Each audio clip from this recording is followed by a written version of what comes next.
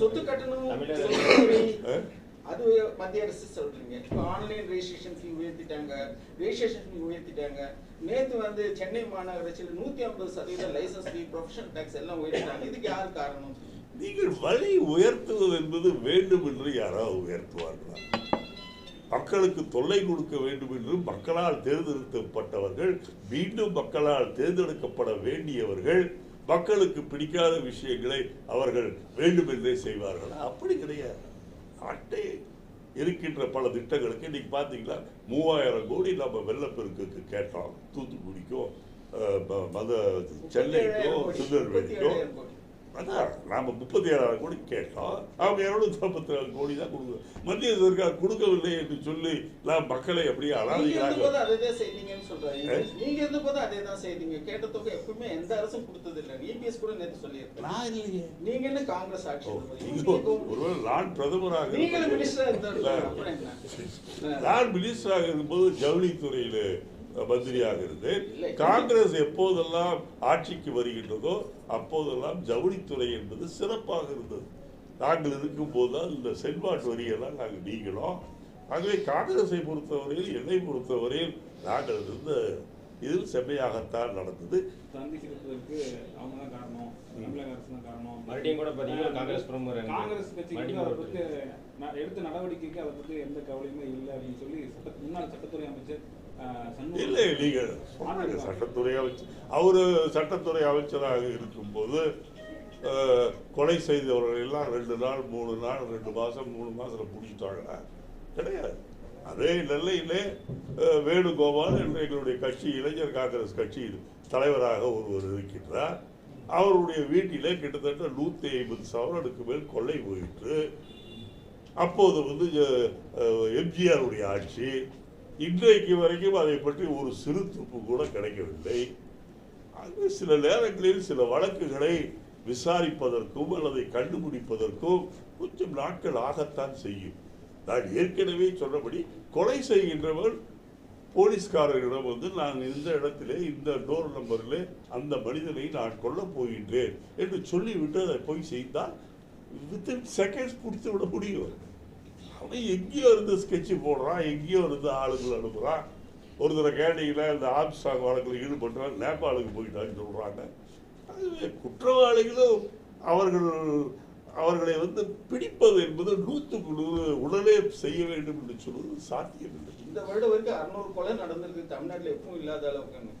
கேட்டா அவரு துரைமுருகன் இவர் சட்ட அமைச்சர் சொல்றாரு, புதுசா ரவுடிகள் வராங்க, நாங்க என்ன செய்யறதுன்றாரு. அவர் புதுசா ரவுடிகள் வராங்க அப்படித்தான் சொல்லுவாங்க. ரவுடிக்கு தானே பண்ணுவான். இப்போ நானோ நீங்களோ போய் யாரையோ கொலை செஞ்சுருவோமா? கண்டிப்பா நான் செய்ய மாட்டேன். சார், இலங்கை கடற்படை தமிழகம் மீது தொடர்ந்து தாக்குதல் இருக்கு. இன்னைக்கு ஒருத்தர் கூட இறந்திருக்காரு. இப்ப தொடர்ந்து தாக்குதல் கடந்த சில மாதங்கள் வந்துட்டு. நீங்க இலங்கை தமிழர்களுடைய பிரச்சனையை தீர்ப்பதற்கு தனி அமைச்சரை போடுவோம் என்று மோடி 10 வருடத்துக்கு முன்னாடி சொன்னார். இன்றைக்கு வரைக்கும் எங்க தனி அமைச்சரை போட்டிருக்காங்க. உடனடியாக நடவடிக்கை எடுக்க வேண்டியவர்கள் மத்திய அரசாங்கத்திலே இருக்கின்றவர்கள், நம்முடைய இராணுவம், கடற்படை, விமானப்படை. அவர்கள் அதை செய்ய வேண்டுமே தவிர திடீர்னு அவங்க வந்து எங்களுக்கு அதுக்கு சம்மந்தம் இல்லாத போல் நடந்து கொண்டால் நாம் என்ன செய்வது? நம்மை பொறுத்தவரையில் நம்மால் அங்கே போய் அவர்களை இழுத்து வர முடியாது. மாநில சர்க்கார். ஆகவே நம்முடைய குறைகளை கைது செய்யப்பட்டால் அவரை விடுதலை செய்யுங்கள் என்று கோரிக்கை தான் வைக்க வேண்டுமே ஒழிய கோரிக்கைக்கு மரியாதை இல்லை என்று சொன்னால் அடுத்த நடவடிக்கையை மத்திய அரசு தான் செய்யும். அண்ணா பல்கலைக்கழகத்தில் பேராசிரியர் நியமனத்தில் மிகப்பெரிய ஊழல் நடந்ததுன்னு சொல்லிட்டு சீமான் ட்வீட் போட்டிருக்காரு. நீங்க பல்கலைக்கழகத்தில் மாத்திரம் ஊழல் இல்லையே. பொறுப்பேற்று 3 ஆண்டுகள் சில குறிப்பிட்ட பேராசிரியர்கள் 3 ஆண்டுகள் ஊழல் நடந்திருக்குன்னு சொல்லி நீங்க பல்கலைக்கழகத்தில் ஊழல் என்பது கிட்டத்தட்ட ரொம்ப நாட்களாகவே நடந்து கொண்டிருக்கின்றன. அந்த காலத்தில் பல்கலைக்கழகங்கள் என்பது சென்னை பல்கலைக்கழகம், அண்ணாமலை பல்கலைக்கழகம் என்று 2-3 பல்கலைக்கழகம் தான் இருந்த காரணத்தால் அதை நாம் கண்காணிப்பது அல்லது அதை நாம் நல்ல முறையில் நடத்துவது என்பது சாத்தியமாயிற்று. ஆனால் இன்றைக்கு இருக்கின்ற மக்கள் எல்லாம் படிக்க வேண்டும் என்று சொல்லும்போது பல்கலைக்கழகங்களுடைய எண்ணிக்கை என்பது அதிகமாகிவிட்டது. அது மட்டுமல்ல, இப்போது இருக்கின்றார் ரவி என்ற கவர்னர், அவரை போன்ற கவர்னர்கள் வந்தால் அவர்கள் ஏதோ காட்சி மும்பையாக இருக்க வேண்டுமே தவிர சான்சலர் அவருக்கு ஒரு மரியாதை கொடுத்தா, இவர்களை போன்றவர்கள் இன்றைக்கு பல்கலைக்கழகத்திலே எல்லா விஷயங்களிலும் தலையிடுகின்றார். இவருக்கு முன்பிருந்த கவர்னரை பார்த்தீர்கள் என்றால் ஒரு பெண் கைது செய்யப்பட்டார், வழக்கு நடந்தது, குற்றவாளி என்று அந்த பெண் இது பண்ணிவிட்டார். ஆனால் யார் அதற்கு காரணம்? அப்போது இருந்த கவர்னர் தானா இல்லையா என்பதை கூட அவர்கள் விரிவாக சொல்லவில்லை. ஆகவே கவர்னர்கள் ஒழுங்காக இருந்தால் யூனிவர்சிட்டிஸும் ஒழுங்காக இருக்கும். தனி அமைச்சர் இருப்பீங்க, உயர்கல்வித்துறை அமைச்சராக இருக்காங்க. நீங்க அமைச்சர் இல்லாம நிகழ்ச்சி நடத்துறீங்களே, அமைச்சருக்கு எல்லாம் ஒரு அதிகாரம் இருக்கின்றதா?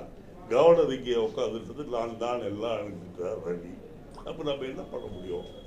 அரசாங்கத்தோடு ஒத்து அரசாங்கம் மக்களுக்கு செய்கின்ற திட்டங்களை ஆதரிக்கின்ற நல்ல உள்ளம் படைத்தவர் கவர்னராக வந்தால் பல்கலைக்கழகங்களில் இது ஓடு இருக்கின்ற கருப்பு ஆடைகளை நீக்க முடியும். ஆனால் நீங்கள் ஒரு பக்கம் நீக்க வேண்டும் என்று நினைத்தால் கவர்னர் அவர்களுக்கு ஆணாக இருந்தாலும் சரி, அதுவும் பெண்ணாக இருந்தால் பாதுகாப்பு அதிகமாக தருகின்றார். இந்த நிலையில் எப்படி நீங்கள் என்ன தவிர்க்க முடியும்?